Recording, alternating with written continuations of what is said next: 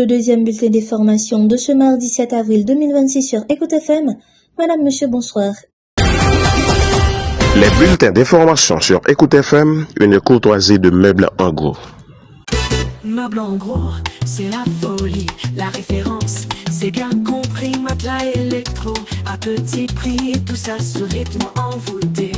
À Montréal, on fait la fête, Meubles en gros fait la conquête, meubles de style pour ta maison, c'est l'endroit des bonnes saisons. Meubles en gros, les meilleurs prix de la ville, Meubles en gros, venez voir notre style. Passez nous voir chez Meubles en gros. Au 6200 Henri Bourassa Est, Montréal-Nord. C'est là que ça se passe, rabais magique, c'est notre classe. Matelas confort, électro en feu, avec Meubles en gros, c'est heureux. On danse en rit sur la salsa, sur la flopite et c'est extra. Meubles en gros, la grande maison, pour les meubles nous avons raison.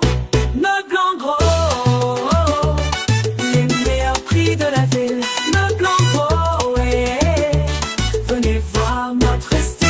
Meubles en gros, le géant des bas prix.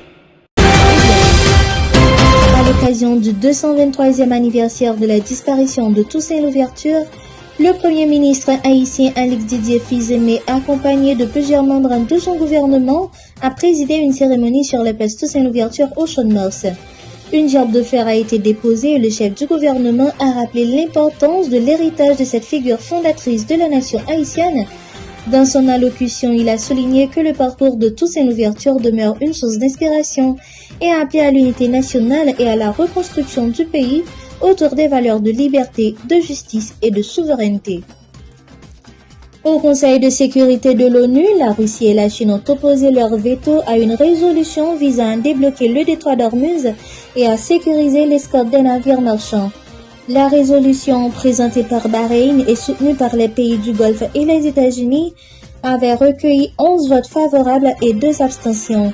Ce blocage met en évidence les divergences géopolitiques persistantes sur l'accès à ce passage stratégique, crucial pour le transport du pétrole mondial, et complique les efforts diplomatiques pour stabiliser la région. La Maison-Blanche a fermement nié mardi toute intention d'utiliser des armes nucléaires contre l'Iran. Dans un message publié sur X, le compte officiel de la présidence a qualifié d'énormes bouffonneries la spéculation relayée sur les réseaux sociaux liée à des propos du vice-président. Ce démenti intervient alors que la tension entre les États-Unis et l'Iran reste élevée, notamment après des frappes dans le Golfe et la récente volatilité des marchés pétroliers. Le cours du baril de West Texas Intermediate a grimpé de plus de 2% mardi, atteignant 114,71 $, après des informations sur des frappes contre l'île de Kharg, un site stratégique pour l'industrie pétrolière iranienne. Le Brent de la mer du Nord a progressé légèrement à 110,22 $. Ces tensions dans le Golfe contribuent à accentuer la volatilité des marchés et à inquiéter les consommateurs et les acteurs économiques internationaux.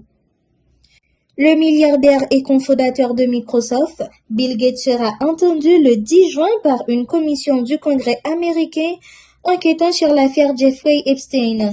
L'audition se déroulera à 8 heures clos et portera sur ses liens passés avec le criminel sexuel.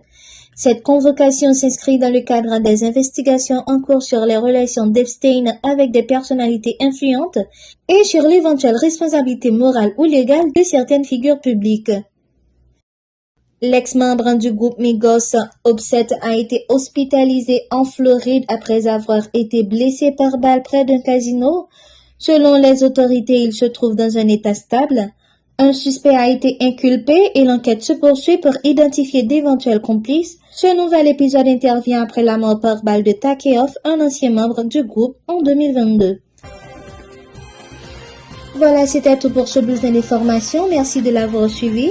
Je vous rappelle que vous êtes sur Écoute FM et que c'était votre présentatrice Padéissa Doudin. Au revoir.